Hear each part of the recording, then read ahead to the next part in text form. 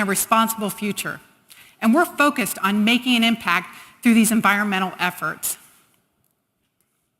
Last year, here at Summit, we heard from our customer, Polywood, and their commitment to sustainability through their Forever Furniture, manufactured with materials processed at their own facilities, diverting plastics away from oceans and landfills.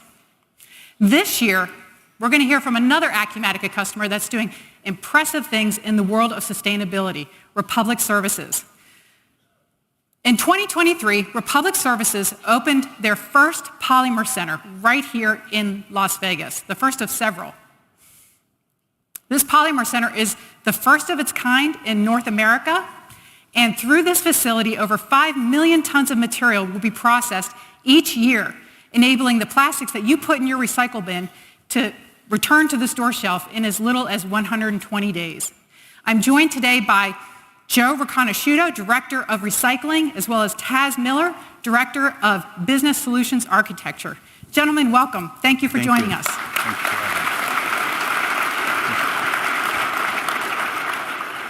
Joe, let's start with you. Tell us more about Republic Services and your new Polymer Center. Yeah, so first, I don't want to ever presume people know who we are. We're a large environmental services company. We're 42,000 employees. About half those employees drive a truck. We're the blue ones picking up your trash and recycling. Green bad. Green bad, blue good. So anyway, my team manages the recyclable products that we collect. Within that, plastic is a relatively small portion by weight. That's sort of the miracle of plastic, is that it's light, it's durable, but it presents some unique challenges. A few years ago, we had, we read the news the same as everybody else, right? Plastic has a PR problem. And we've always recycled it, but typically it goes into what we would consider downcycling. So something like the carpet underneath our feet here may be a product made from recycled plastic.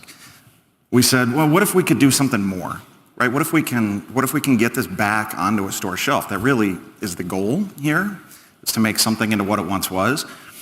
Our customers tell us every day they want to recycle, but there's a trust issue there, right? There's been a lot of bad publicity around failed efforts in the past. And then on the other side, we talk to large businesses who say, yeah, we're really committed to this, but we need the material, right? And we need it in a form that is safe and usable and reliable. So that kind of set us on our journey. And we'll talk a little bit more about the specifics later.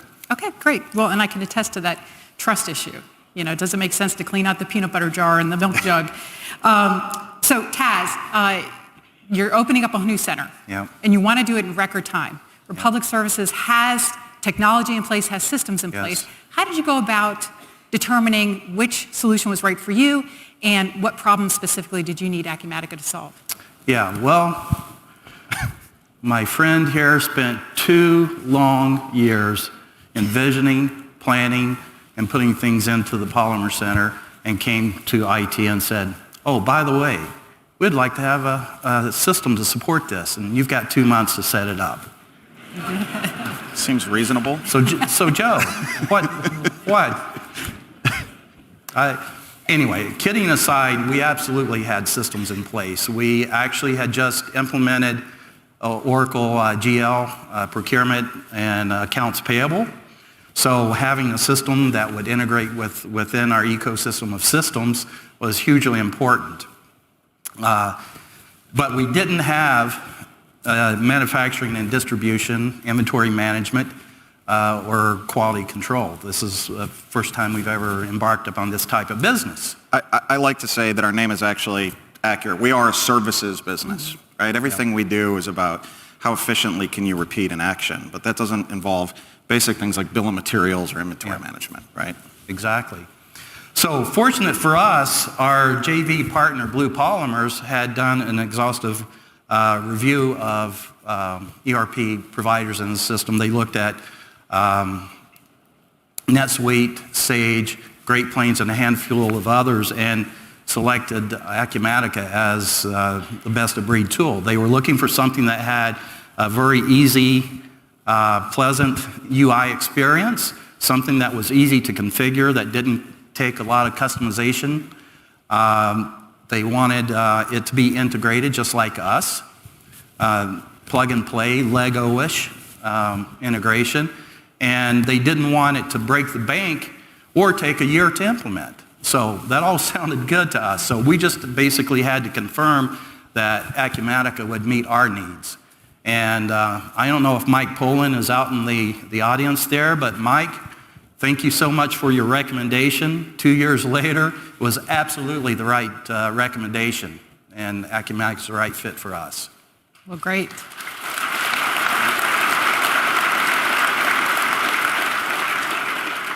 Joe, help us understand what's so unique about the Polymer Center. Yeah, so those brand companies that put their name all over a package, put it on a store shelf, they're pretty picky about what they consume. That, you know, the bottle sort of is the product. And the process itself isn't rocket surgery, as I like to say. It's doing what we already do, but just much more thoroughly. It's easy to explain with an analogy, so show of hands here. Who likes M&Ms? It's okay, don't be shy. Yeah, they're awesome. Who likes Skittles? Yeah, maybe not quite as popular, but they're also pretty great. Who's really interested in reaching into a bowl of M&Ms and Skittles mixed together, right? That's not awesome.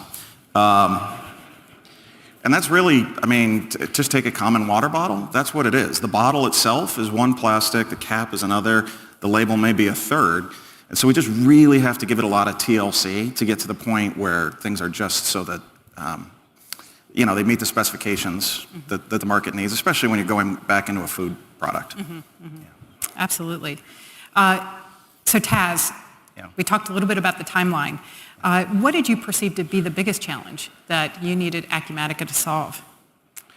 Yeah, we started the implementation, kicked it off mid-July and went live mid-September. The biggest challenge that we had was how do we condense this and facilitate the knowledge transfer that needed to happen from our stakeholders and our consultants. So we ended up scheduling 2+ hour marathon meetings each day, every day of the week for 5 weeks. Not something that's common, I would say. But because we had executive commitment from on high, we were able to make this happen. And these, I'm going to call it get it done workshops, we focused on real-time analysis of what the product could do. We made real-time decisions on how we wanted it to meet our needs. And we actually did live configuration at the same time. Our consultants were configuring as we were having these discussions. And that made all the difference in the world. That's the way we were able to condense and make this thing work in 2 months. Wow. Yeah, it's we were building the plane on the runway, essentially, right? We were doing everything at once, and our implementation partner was incredible. Yeah. Great. Well, so what have you learned over the last year? What are the biggest takeaways? How much time do we got? So I would say everyone has probably heard it takes a village to raise a child. Well, it takes a village to implement an ERP system. So as I alluded to earlier, you've got to have dedicated stakeholders from all parts of the business: finance, accounting, procurement, operations. You've got to have a great set of consultants. I don't know, SWK was fantastic. Justin Lopez, Chandra, and Manny, walk on water. I don't know if they're out there, but actually I need to rescind that. They're not very good at all because we don't want them stolen from us. So, can we go back? So also our sales team was fantastic. When you go into vendor selection, sometimes sales teams see dollar signs and signatures, right, on the bottom line. Like Mike Nesson, I don't know if he's a sales guy or part architect, but anyway, did a fantastic job along with Steve Gaganek, solution architect. So those guys knew the product inside and out. Yeah, Steve. And was able to guide us and confirm it would meet our needs without overselling its capabilities. So I appreciate that so much. Huge. Absolutely. Joe, tell us what's next in the bright future of the Polymer Centers. Yeah, so more. Las Vegas is first. We're actually, this week, bringing online our second plant in Indianapolis, so we're continuing with this theme of fast innovation. We've publicly announced at least 4 locations, so we're just sort of expanding and growing into this. Very exciting. Okay, so I have the final and what might be the hardest question of the day for you guys, but I know it's one that we all have. Do the plastic grocery bags go in the recycle bin? No, No. absolutely not. Definitely not. Okay, well, thank you guys so much for sharing your story with us. Congratulations on the success of the Polymer Center. We appreciate very much your time and your attention today. Thank you. Thank you. John, back to you.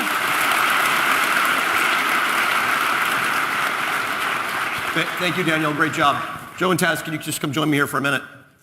I'm going to use get them done workshops, if that's okay with you. I'm going to use that later. I like that. I'm going to use those. I like that.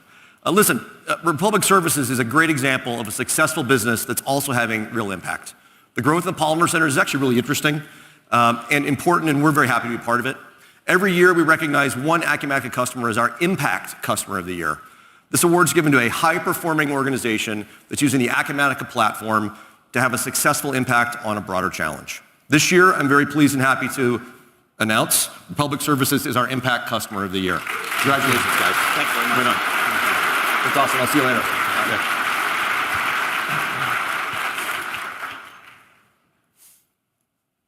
So let's close this now, kind of bring it all back to how we started. Performance. You've seen what we've been working on. You've met some great high-performing customers that are going to set a really high bar